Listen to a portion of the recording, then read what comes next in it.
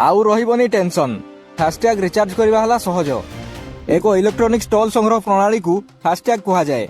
एही electronic toll संग्रह भारत में आदृत हो पारिछि। पूर्वरु टोल आदाय करबा पई रास्ता रे घंटा घंटा धरी छिड़ा हेबाकू पडुथला। एबे आउ सही स्थिति रही नहीं, तेणु ट्रैफिक जाम रु मध्य मुक्ति मिलिछि। बैंकिंग रेगुलेशन एक्ट 1949 रो धारा 35A अनुजाई Reserve Bank of India payment bank को फास्टैग पई नूतन सक्रियता पई रिचार्ज आरंभ करिया को बारण करिछि। ध्यान देवा अत्यंत जरूरी जे एक पेटीएम फास्टैग पई बंद प्रक्रिया साधारणतः 5 रु 7 दिन समय नै थाए।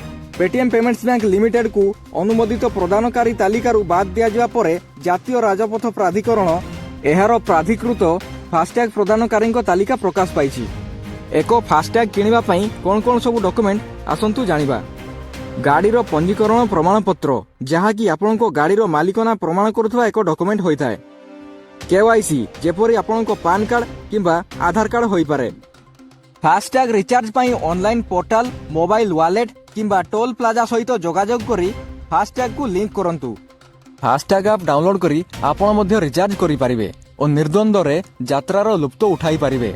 यह केवल समय बंचाए नाही, बरम अजथा ट्रैफिक समस्या मुक्ति देइथाय।